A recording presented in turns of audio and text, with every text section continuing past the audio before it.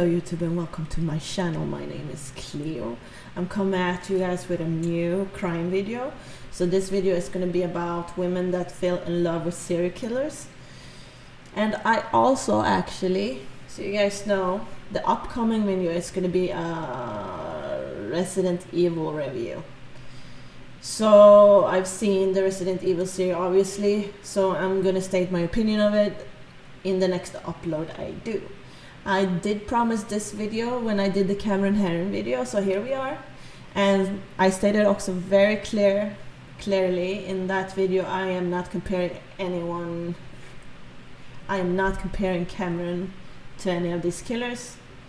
I'm not comparing anyone to anyone I'm gonna mention in this video.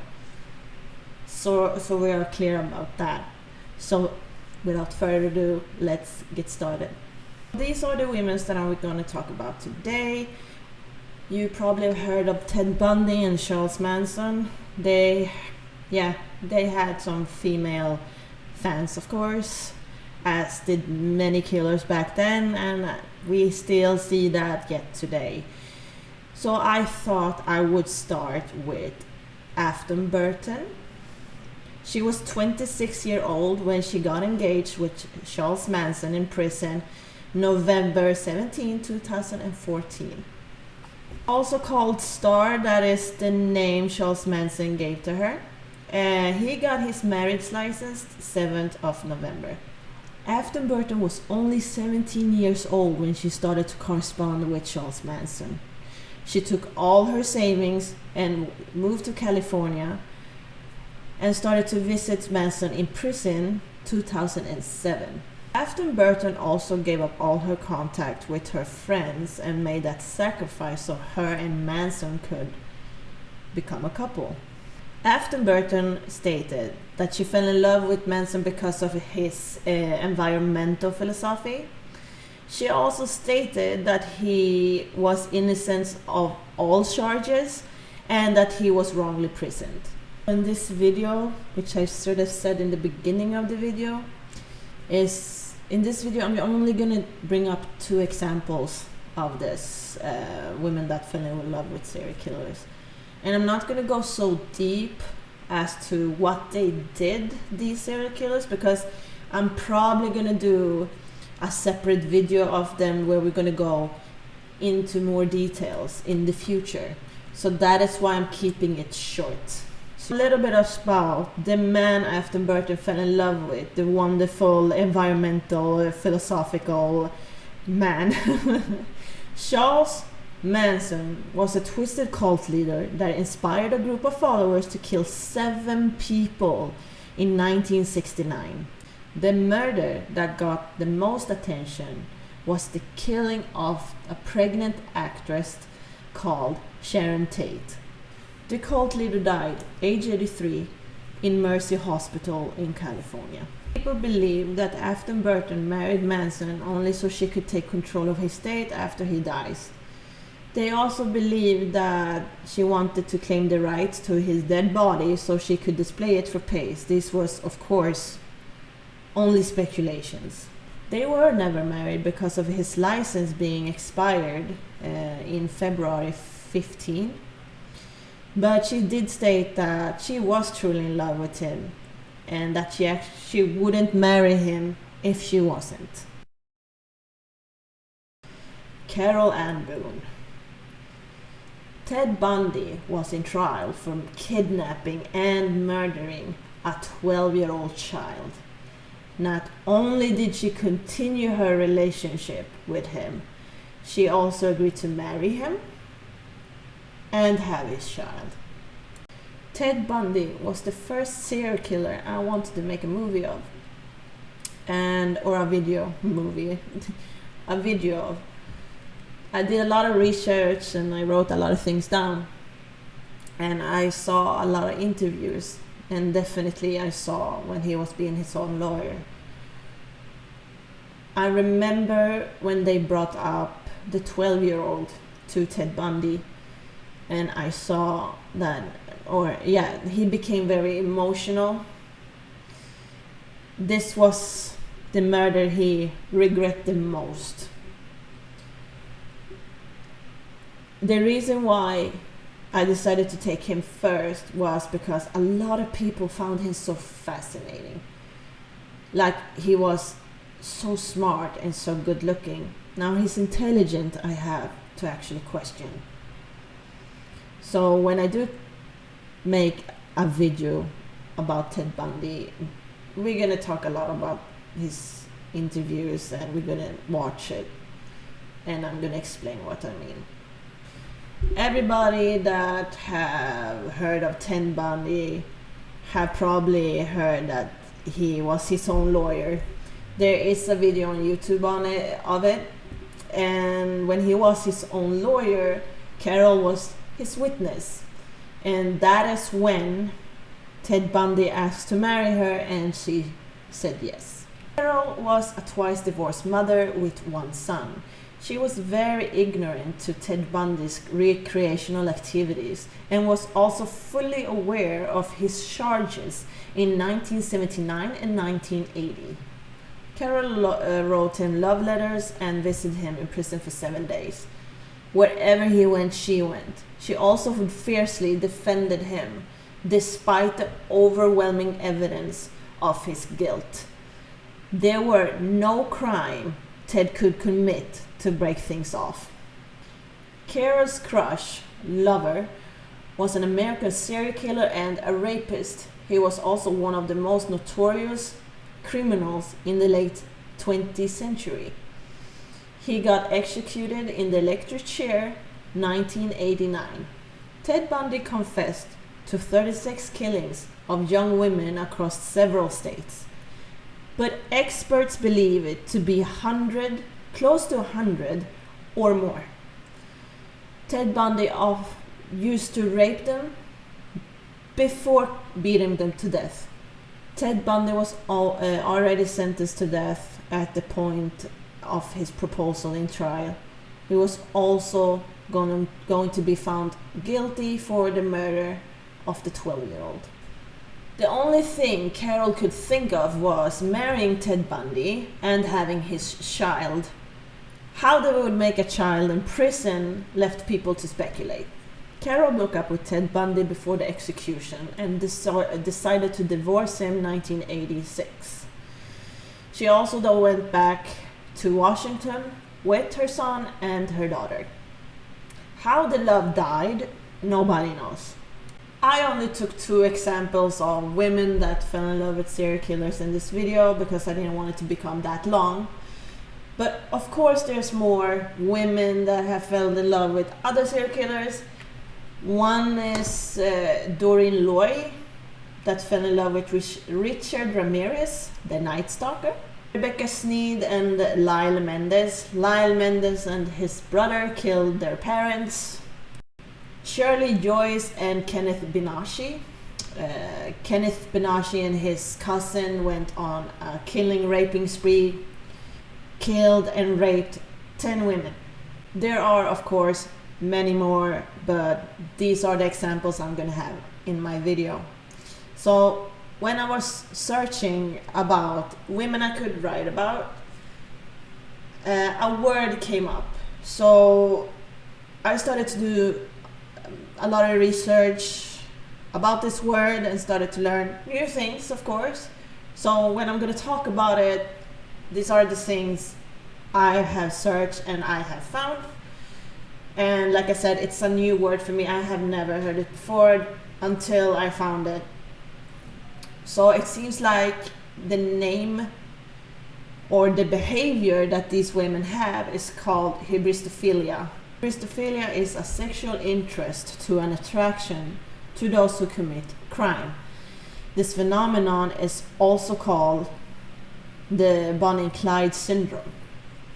So many serial killers that has committed these outrageous crimes has often got letters from women in form of love or sex or sexual letters.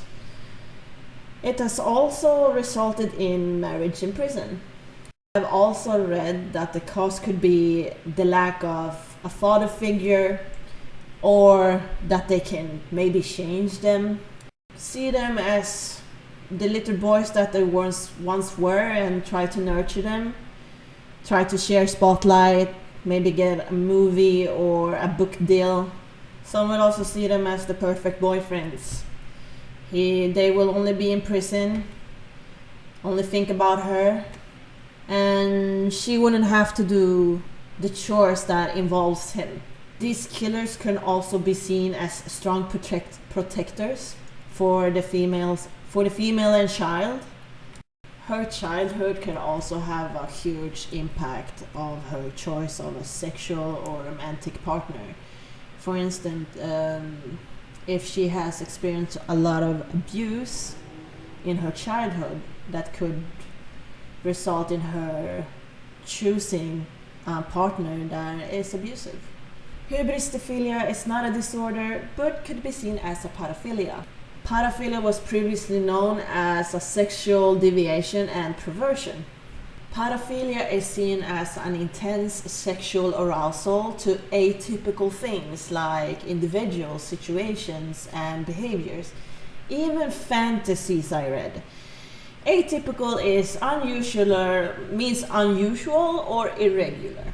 There are two types of hybristophilia. So we have the passive one and the aggressive one. The passive one is like the women I have discussed in this video. These women send love letters, sexual letters, also think they are so special that they could change him. He would never harm her. They would also defend him at every cost, no matter what. Then we have the aggressive hybristophilia. These are the women that would actually help the lover with the criminal agenda by luring victims, covering up crimes. These are also the women that doesn't understand or see that their lover is manipulating them. There is no treatment to hybristophilia, but there are techniques that could show some effect. Treatment is generally not sought out until required to do so by legal action. The technique could be to identify and modify thoughts. The thought of that she can transform and change the criminal and then get affected and feel sympathy. The other thought could be that they feel more protected and safer because the criminal is seen as a powerful person, a powerful protector. To detect and work on these kind of beliefs can prove helpful. This technique is called psychotherapy. I've seen other techniques or examples like a group therapy, like for AA meeting, like an AA meeting but for sexual addicts. Then I also read that hypnosis could be a thing.